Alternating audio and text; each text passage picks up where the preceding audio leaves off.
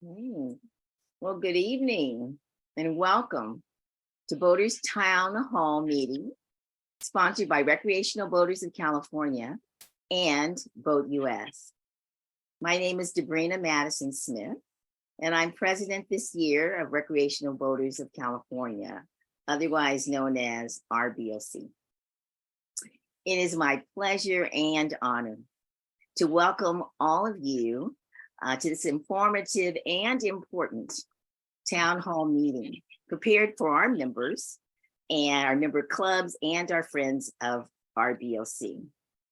This evening, we are going to be updating you on legislative issues that we've become aware of that directly or indirectly affect your ability to navigate freely on California's navigable waters. The topics we will cover are timely and important. However, we recognize the value of your time, so we've scheduled only 60 minutes for this entire meeting. And the presentations will end before that so that you'll have a chance to actually have some of your questions answered in the chat. So I encourage you, if you do have any questions, to write them in the chat. And if we have time at the end, we'll try to cover some of them. We also want you to know that for more information on the topics that we talked to you about this evening, I'm going to direct you to our website, rboc.org, where these issues are fully presented, and a very important call to action is there for your attention to respond to. And that's going to be about the boater fee increase, which you will hear more about this evening. We're also taping this evening's meeting for those of you who are not able to join us in person for this live presentation. The replay information will be on our website, again, rboc.org. Now, I would like to introduce our distinguished panel of speakers this evening, who will speak to you on tonight's key issues, which deal with boat registration fee increase, speed limits, abandoned vessels, the Delta Conveyance, offshore wind energy, and more. And so our speakers this evening are Ann Sachs, who is a past president of Recreational Boaters of California, and she's also a co-chair of the committee putting this on from the board of directors of RBOC, which is the Communication and Marketing Committee. And Ann is joining us from San Diego this evening. Thank you, Ann. We also have Tamis Gladman, who is a new director on RBOC's board, and she's from Santa Monica. Happy to have you joining us, Tamis.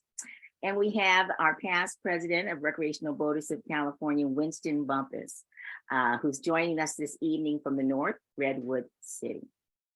We have Morris Lum, a director on RBOC's board, and he's joining us from Sacramento, Northern California. And we're pleased to have David Kennedy from BoatU.S, Government Affairs, joining us from Washington, D.C., which is a 3 hours difference. So we're so glad to have you, David. Thank you. And Jerry Desmond, our RBOC advocate, and he's joining us this evening from Sacramento.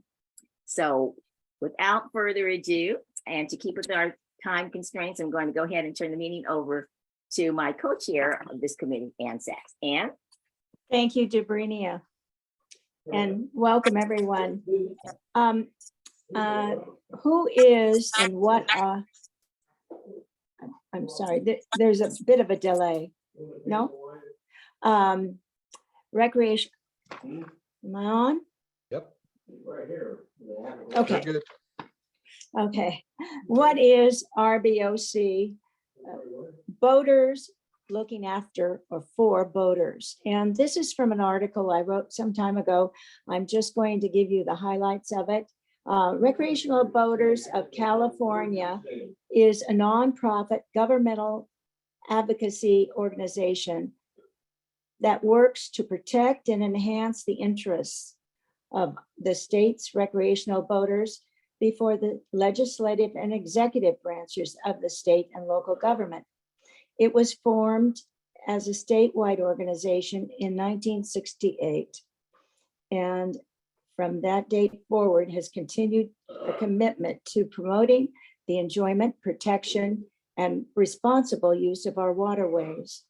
RBOC supports bills and regulations that would enhance recreational boating and opposes bills and regulations that would have a detrimental impact on our 33 million boating enthusiasts. That's 3 million.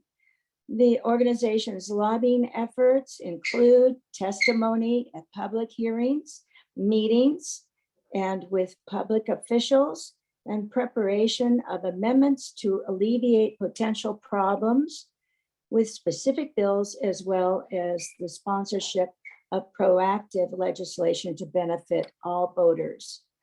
These efforts are conducted by our 19 directors, and who serve on a voluntary basis. And there are 9 directors that come from Northern California that have been appointed by the Pacific Inter Club Yachting Association, and 9 appointed by the Southern California Yachting Association. David Kennedy, who's on board tonight, is from BoatU.S, and he participates as an ex officio director. A professional lobbyist does provide the organization with legislative advocacy and association management services. The board of directors reviews specific bills and regulations, assesses their impact on our boating, and adopts the formal position in support of or opposition to. They work with our lobbyist and to testify in hearings and to communicate support and opposition on or request amendments to legislation. And with that, I'd like to turn the program over to David Kennedy, who is our BoatU.S governmental, from BoatU.S Governmental Affairs, and our ex officio member. Thank you, Ann, and really is a pleasure to be joining you all. So hopefully you've heard of BoatU.S. We are the largest national organization of recreational boat owners, over 750,000 members nationwide, and a strong number of those, over 70,000 in California. And RBOC is a unique relationship we have where we've got a state partner that we're able to go out and advocate and learn about the different issues that you're facing out there. BoatU.S is an all-purpose boating association. I'm your representative on Capitol Hill. We've got our towing services. We've got insurance, an award-winning magazine. We have the BoatU.S Foundation, that's the largest provider of free online boating safety education. So we really are, our baseline is we're here for saving, service, and representation. So hopefully you all will join BoatU.S and join us in supporting RBOC. Thank you, David. So at this point, we're going to be hearing from Tamis, and she's going to be talking to us about some of the issues that we've been dealing with this year. Yes, thank you, Debrina. Thank you, Ann and David. I want to start by, you guys can see on your screen the bullet point, boating access. And that's one of the main reasons for us to exist, for recreational boaters of California, is to continue to provide maximum access to the ocean, to our lakes, to our rivers, and either for boating or fishing or just swimming or whatever it is. And to do so, that's why we lobby in Sacramento against the restrictions that get placed from time to time on our access. So there have been many instances where we fought and continue to fight for this access. For example, recently we were able to get a border certification program to be lifetime, we don't want it to have a program where you just get a certificate that would expire and would incur even additional fees. So we made that to become a lifetime. Once you're certified to be a boater, you should be a boater.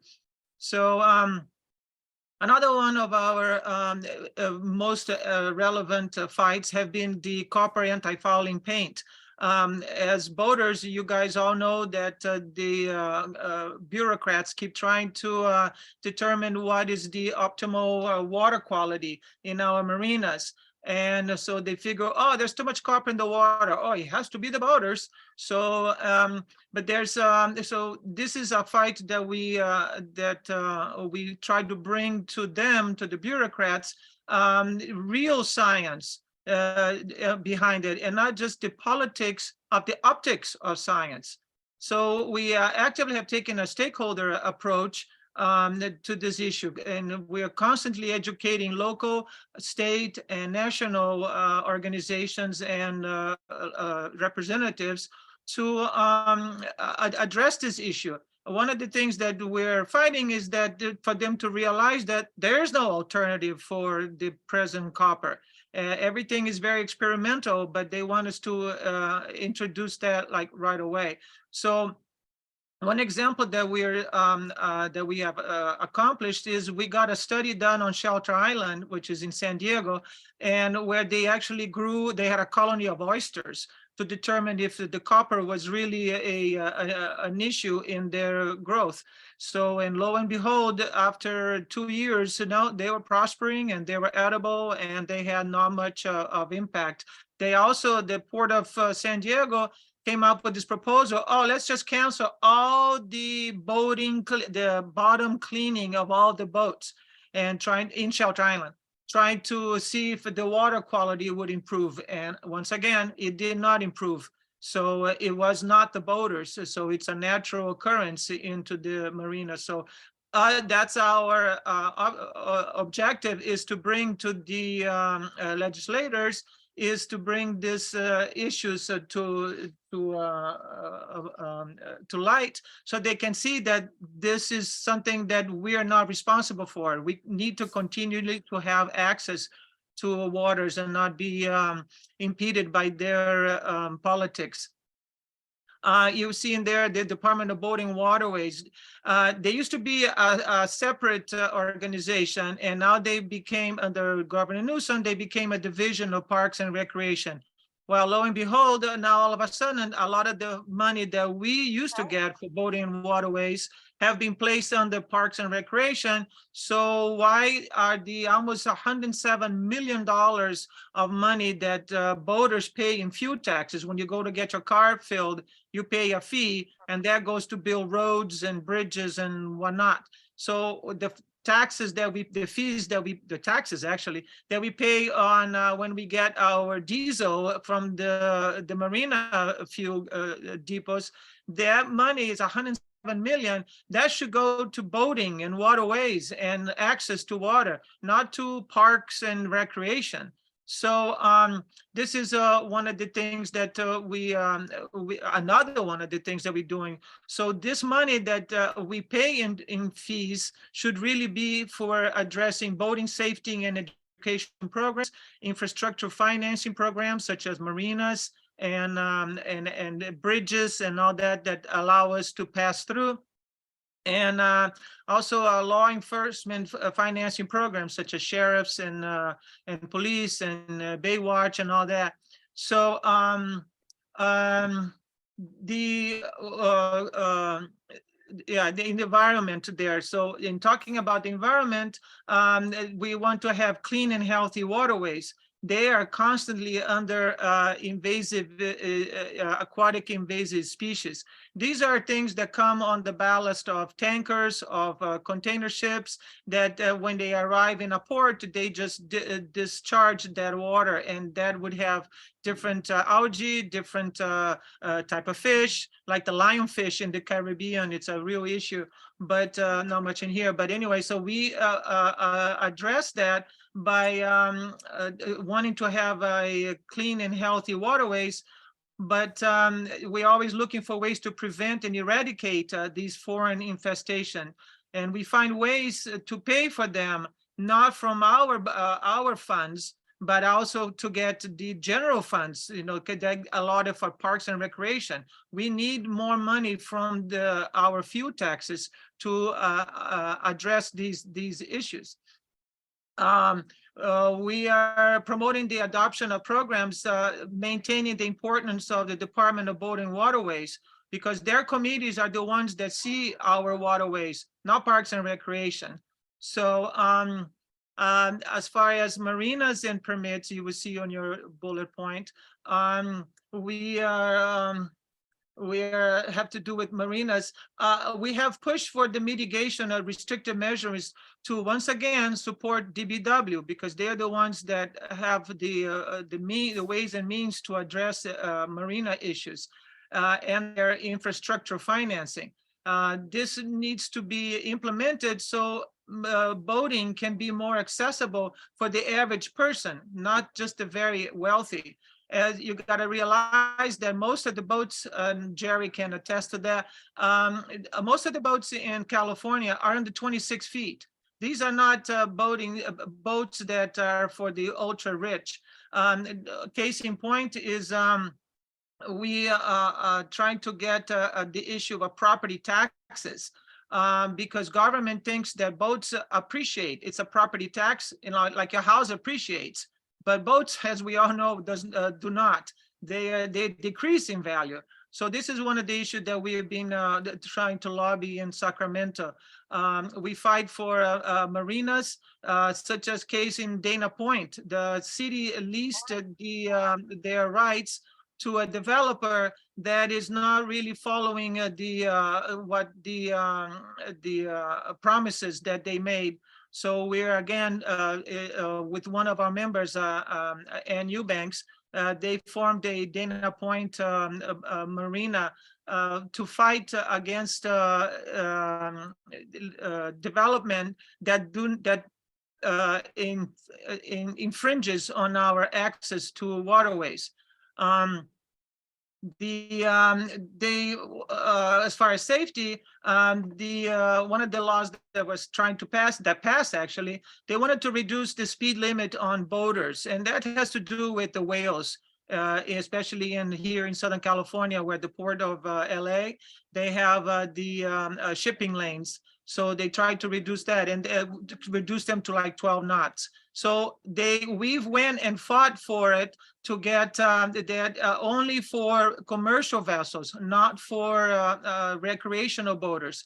Well, one thing that we did do for safety was that we got a law approved that allows the first responders, such as the sheriff, the police, and the Baywatch, they can exceed the all speed limits only when they're attending a rescue or an emergency, because life-saving personnel, they are crucial for the enjoyment of our waterways. If we have an accident or some gas explosion or whatever not. So we fought for that law, so they are allowed to do that. For the next topic in there, following the money, I think I will pass that to Jerry Desmond, our great advocate in Sacramento. So Jerry, can you take it over? Well, you bet, Temis.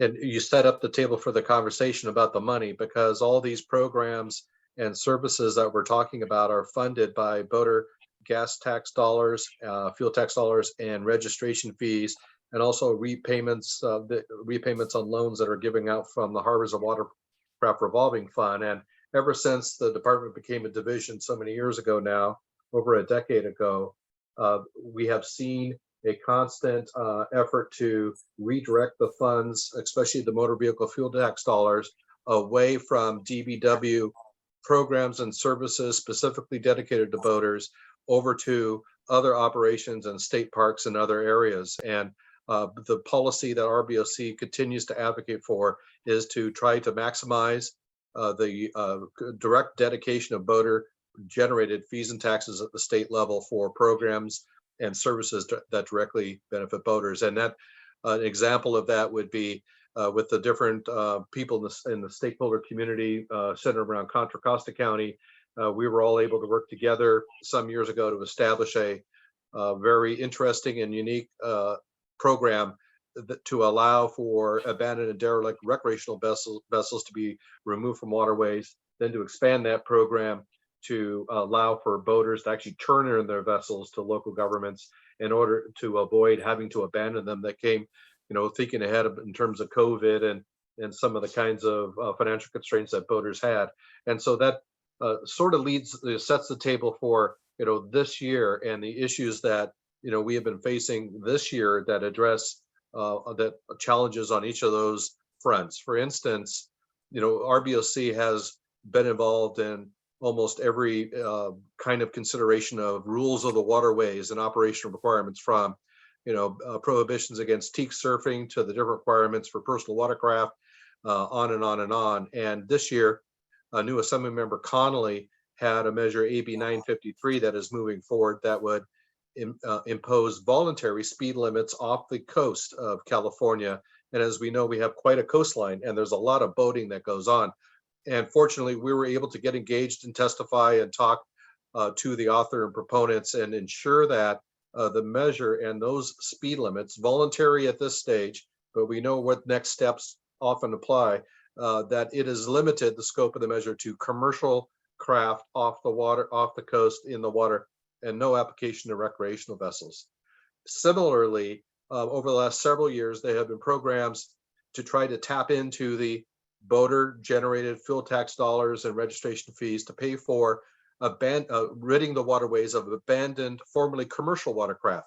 There have been previous registration fee proposals for that, direct tapping of boating revenues for that over the last several years. And there is actually a program that got initiated at the State Lands Commission focused just on commercial watercraft, paid for by the general fund. And Assembly Member BoatU.S is continuing with a bill that first got going last year to establish a permanent program for ridding the waterways of abandoned, formerly commercial watercraft, especially up in the Delta area. And at our request, we are thankful he has put into the legislation a provision ensuring that that program will not tap into boater-generated gas tax dollars and reg fees in the revolving fund. Similarly, we evolved this year, as in many previous years, on the Delta Conveyance, formerly called the Water Fix, before that called Twin Tunnels, and the RBOC and many others are very much involved in the efforts to ensure that the boating opportunities in the Delta are not compromised or detrimentally impacted, not only during construction, but especially during construction and afterwards as well. And so we've been opposing the current incarnation as it's been proposed for environmental impact reports, CEQA reports, and others. And the legislation that was moving mostly in the state budget process, as the governor came up with a program for infrastructure, expediting infrastructure to accelerate housing. There was a push by his administration to streamline CEQA requirements for the Delta Conveyance, and it didn't make it into the budget deal that was just announced a couple of days ago. Similarly, another project, you look at voluntary speed limits on their waterways. Well, how about, as there is more effort to bring our state to a zero carbon future, to rid ourselves, as in terms of policymakers, from a carbon-based energy reliance, to establish offshore wind energy. It's gotten going on the East Coast. We're informed on these kinds of efforts from David Kennedy and BoatU.S of the experiences he's been having and BoatU.S has been having on behalf of boaters on the East Coast of the United States. And we're developing proactive approaches to ensure that the recreational boating community is considered as a stakeholder and considered the recreational opportunities which are good for public health, recreation, and the economy are not negatively impacted, again, like the Delta Conveyance, during the construction phase, during the operational phase. And there are a number of bills moving forward as to look at those kinds of issues and stakeholder processes. And then we have found through the stakeholder process this year that, unbeknownst to many of us, when you pay your registration fee, currently $20 to the state, there's a portion that actually gets redirected over to the California Air Resources Board. And it's been going on for about a decade, I think since 2013. And there's two legislative measures there, AB 281 and SB 84, by the chairs of the transportation committees, to extend a sunset to enable that fee redirection to continue. And we've been, as we look at these gas tax dollars and registration fees, We, with our community of boating industry advocates, have been opposing the continuation of that transfer. I think we're talking to the Department of Finance is about $400,000 a year. I think we just got an email this evening that they that sunset will not be extended on the vehicle code provision that transfers that $400,000. So it looks like we're making great progress there. And that all is meant to tee up the next part of the conversation, you know, with Winston Bumpus, who many of you who are stakeholders of the boating community know as a past president of RBOC, very active, especially on a number of issues, and had been participating for 2 years now since he was president on efforts to raise boat registration fees. And Winston, may I please hand it off to you? Thanks, Jerry, and thanks everybody for attending tonight. Just a little brief history. Was early 2021 that the governor's budget was released, and in it, tucked in it, and Jerry found, was a little increase in boater registration fees from $20 every 2 years to $70 every 2 years, a 250% increase. And also that the Harbors and Watercraft Revolving Fund, HWRF, had a $20 million deficit. And so members of RBOC also discovered, and we've heard it a couple times tonight, that out of the $107 million in designated fuel tax dollars for boaters, we're only getting 14 million. It looks like the screen is frozen. Are folks hearing me? Yep. Okay. I was seeing Debrina there. Make sure I was going. Thanks. We spoke at the Assembly budget hearings and the Senate budget hearing meetings, and one of the answers is why the deficit? Why this $20 million deficit? And where is our money going? And you're starting to hear some of the stuff that Jerry was talking about with people with hands in our pockets, because we had plenty of money in there. And that until we understood where all this was going, we couldn't support, and we're going to oppose the 250% increase in registration fees. The Assembly heard us and the senators heard us, and they jointly recommended a stakeholders process be held by state parks, the Division of Boating and Waterways, and the Boating and Waterways Commission, and all the stakeholders, which included us from Recreation and Boaters in California, to look into the issues and come back with recommendations. We met, many of us on this call and other members of RBOC met in person, traveled by Zoom for 2 years, and developed a set of recommendations. We learned that there was over 700,000 registered vessels in California. And per a study done by the National Marine Manufacturers Association, NMMA, in 2017, 95% of the registered boats are under 26 feet, and that 65% of those folks make less than $100,000 a year. The point is, it's not large yachts and it's not rich people. It's just people want to get out in the water in our great area. We also learned the boaters were paying, another place, $6 million a year for beach erosion repair. Huh? Why us? Why are we paying to repair beaches? I mean, boats aren't on the beaches. We also pay all of the $12.5 million for aquatic invasive species eradication. And why, you know, we need to pay some. I know that I travel up at Delta. I see, I'm glad when they take care of it, but why are we paying all of it? We're not the only ones, recreational boat, not the only ones there. And we found that the Harbors and Marina Loan Program that used to, you know, be a moneymaker has gone basically into caretaker mode and has not issued many new loans, which also was a huge moneymaker. And state parks, now that has taken over the department as the Division of Boating and Waterways, has siphoned off huge amounts of funds of our fuel tax dollars. And other little tidbit we learned that DMV actually charges a large portion of our registration fee, actually goes to them just processing our registrations. It's like, wow. So we developed a set of recommendations that was supported by a coalition of organizations led by RBOC. And thanks to Jerry pulling this coalition together, it included the National Marine Manufacturers Association, Marine Recreational Association, MRA, the California Association of Harbor Masters, California Yacht Brokers Association, and our good friends at BoatU.S. And with that, we came up with a list of recommendations. And we need an updated economic impact study. I mean, the last one that was done in 2017 showed a $13 billion impact to the state's economy. We're a vital part of the state, and yet, where have all of our funds being siphoned off in every direction? We need to remove the payments of beach erosion from harbors and watercraft revolving fund. Lots of people use beaches. Those people should be paying for its repair. We need other constituents to help pay for the aquatic invasive species. Recreational boaters shouldn't pay all of it alone. And we need to increase the authority of the Boating and Waterways Commission to approve new loans to increase the loan revenues. And lastly, return more of our money from those fuel tax dollars back to us. In fact, I think in 2021-22, they gave us $1 or $2 more million of that. It was like, great, I'll take 50 million more. Thank you very much, but not yet. And if any increases in registration, they should be reasonable. That's what we're asking for.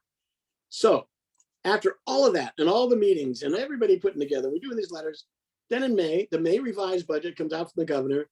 And guess what? No more 250% fee increase. It was $300. Holy cow. And they did not implement many of the key recommendations. So you can imagine, shock, surprise.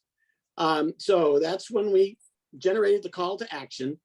The bottom line is that the 750,000 boaters in California, with the governor's budget as it proposed, would have us paying more fees for less services.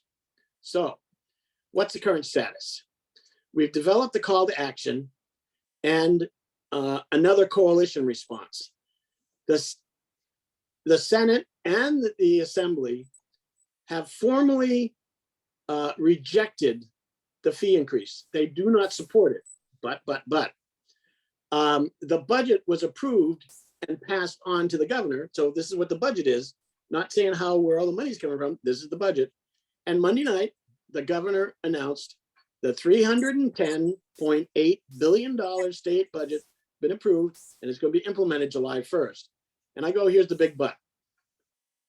No, I didn't mean big but the big issue is that details on the fees and programs will be introduced anytime now in what's called trailer bills. And that's the issue. It's not done yet. And if we, RBOC, weren't there and without your support, they would just go and do this stuff. I mean, nobody's looking over their shoulders.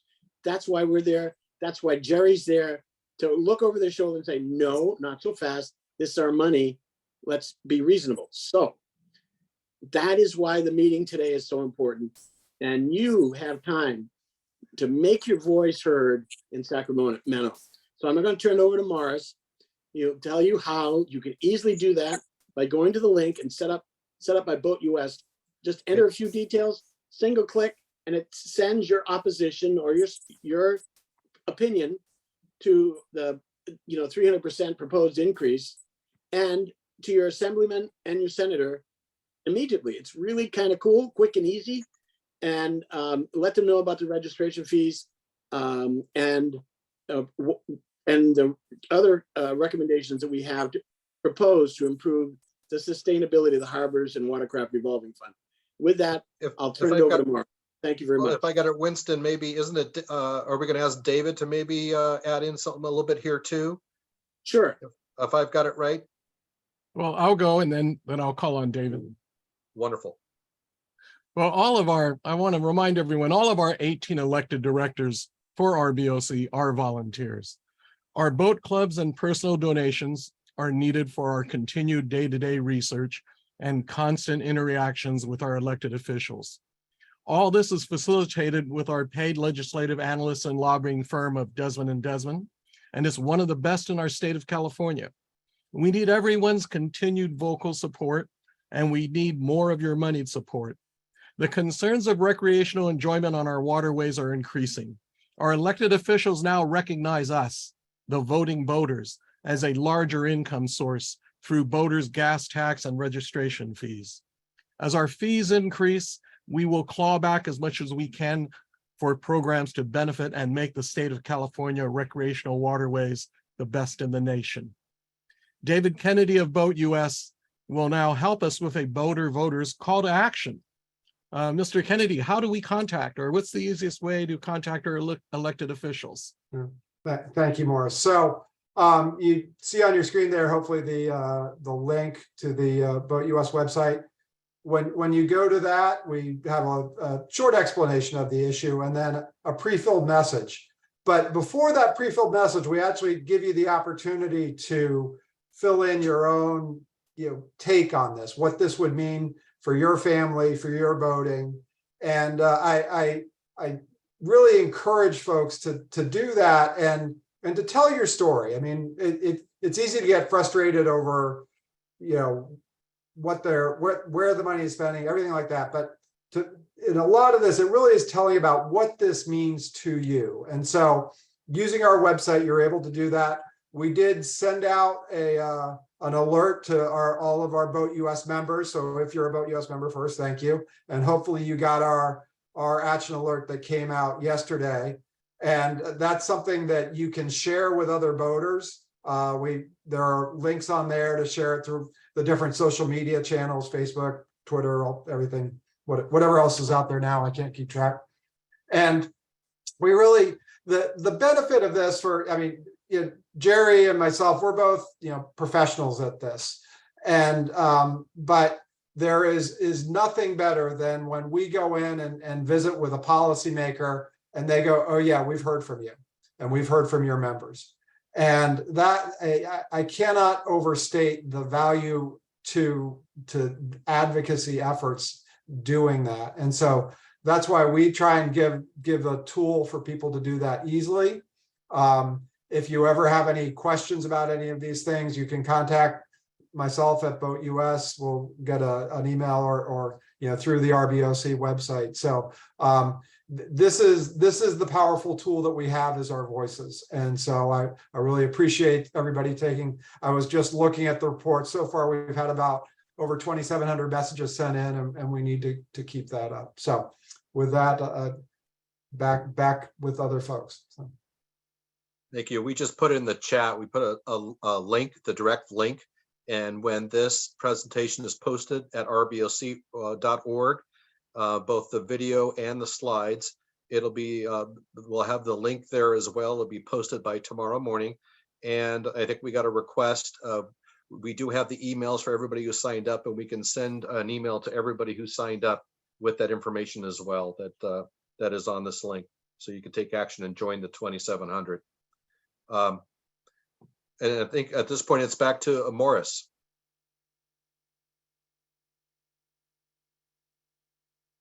Well, at this time, if we're into questions and answers. Right, we're into other things that boaters can do who are interested in participating and following these kinds of activities. One is to make your voice heard by contacting your representatives, especially on this issue of registration fees, and to make sure they stand firm on the decision that Winston described, which is they're standing firm to reject the 300% fee increase and instead to address as many of the stakeholder recommendations as could be accomplished so that a more reasonable level of registration fee can be adopted. The second is to stay informed. Here is at rboc.org. You'll see on the website a link to sign up for the emails that we have, email distributions when there are timely events and calls to action. And then, as Morris had mentioned before, contribute to RBOC. Of course, we welcome contributions at a friend, become a friend of RBOC by signing up online. We do have that footnote we need to emphasize. We do so much lobbying that the contributions to RBOC, though very much appreciated, are not tax deductible. Our annual budget is under $100,000 and we are a nonprofit organization. And then become a BoatU.S member as well. Our national advocacy partner, David and BoatU.S are talking today about how they are participating on this state issue at this particular moment. but there are a number of state issues and there are a number of national issues of import to California, like what David brings to the table to give us the heads up on offshore speed limits, restrictions on navigation, other challenges that BoatU.S is active in at other states, as well as at the national level, such as Coast Guard funding and others. We'll have another town hall in the fall to talk about a number of other issues. This is meant to be timely on the registration fees because the budget has just been agreed upon. Governor, as Winston said, just signed a bill. He just signed the budget bill junior. There are several budget trailer bills that have gone to his desk. A budget trailer bill to increase the boat registration fee has not yet emerged, but budget trailer bills can be introduced or created and move through the legislative process after July 1. So we think it's important that the legislators receive your messages today through the BoatU.S program that is linked there. And then with that, I think we go to questions and answers. And so we have a specific page there. We've received a number of questions that we might be able to answer here on both the registration fee and other issues. We have about 15 minutes left. Let me see if I can get some good ones that are on this. We'll try to take the ones that are interesting. Okay, maybe for Winston here, will the small boats such as canoes, kayaks, and others have to be registered? Thanks, Jerry. There was a lot of discussion about it. That's happened in other states. During the stakeholder process, we had that discussion. As you can imagine, there's lots of people that are opposed to it. There's also a positive side in if that happens, because they would now be part of the process. Their fees, so maybe they could start doing some programs, putting kayak docks and kayak launch facilities. So it's a double-edged sword. It was looked at as an additional place for revenues, but it wasn't part of our final recommendations because of, there's some people want it, some people don't. And it'd be really interesting. It's a growing community. It'd be great if they could participate in some small way. They did in the process look at states like Oregon and other states that have already implemented such a thing to look at how that program would work. But I don't think it's in this set of, it's kind of future thinking. What's the best way for that community and DBW to address it? Thank you, Winston. Another from an anonymous attendee asks, saying that we are asserting that recreational boaters should not pay the cost of mitigating beach erosion because boats aren't on beaches, other people are, but does not a boat generate a wake? Admittedly, our share of the cost should be a negotiated and reasonable percentage, but to advocate for 0% is misguided. And maybe I'll take that thought on it. Understand that input. It's more input than a question. And to say that we agree. First to note that beach erosion, with all the different reports that are coming out in terms of beach erosion, shoreline erosion, climate change, all those issues, as we look at those issues on a statewide and local basis, we can't help but notice that it is a issue of statewide importance where all stakeholders and all communities need to be participating, and it's going to be a tremendous cost. We think that the need has gone beyond the expertise of a boating focused division now, and we do believe, and I think it's in the budget as negotiated, we'll see if it shows up in the fine details, that the role for DBW will be to have the expertise of the staff that administers the grant process for locals to get beach erosion control monies, but that the funding mechanisms will be generated more from maybe perhaps at the Coastal Conservancy or at the Coastal Commission or the State General Fund. Another question process, I think we answered it, is will we be sending the link and questions to registrants so that they can respond to the call of action? And yes, we will be doing so. Thank you. Another is, do we understand correctly that all our fees and monies from registration and other sources goes into general funds with no oversight or expenditures on where they're being used? I don't think we can quite say that in answer to the question. What we can say is that the boat fuel tax dollars of 107 million a year that Winston talked about, 14 million of that is deposited into the Harbors and Watercraft Revolving Fund. The other rest of that currently is deposited over at the State Parks Fund. And so it is not directly dedicated to programs and services that that benefit boaters in our mind, such as abandoned vessels, boat operator certification, education, boating law enforcement subventions, private marina loans, public marina loans and grants, vessel pump out facilities, other programs. The State Parks Department will say, well, boaters use parks and that we are responsible for some portion of that, which is true, but not all boaters use their boats just in state parks. So I think we say that there was an absence of focus, and we can't say that the best value of those dollars is directly benefiting boaters, rather than saying there's no oversight. Another question, can we have a copy of the PowerPoint? Yes, we're going to post it at rboc.org by tomorrow morning, both the slides and a copy of the video and the audio. So we welcome everybody to take it and pass it on. Another question, what is the chance of reducing registration fees or to isolate, boating funds for boating uses? I think, a prognosis for lowering fees in general, any state fee is more than an uphill battle, especially if we to say we're going to lower registration fees, and things that are being funded today for critical boating programs and services would certainly be jeopardized. So we haven't been taking the effort of reducing the fees. Our approach has been to say, since the fees haven't been raised since 2005, what would be a reasonable fee that is in line with the cost of living, which is in line with capturing additional boater fuel tax revenues, which is in line with perhaps other stakeholders participating.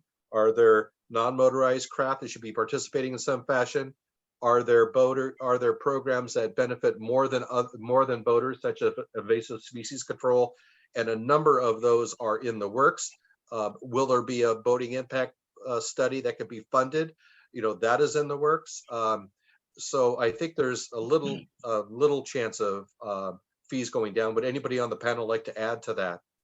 Well, I would like to add that, Jerry, during my presentation there, just imagine that the fees that we pay that get taken out from the $107 million, we only get 14 million of it. Now, imagine we're still underfunded.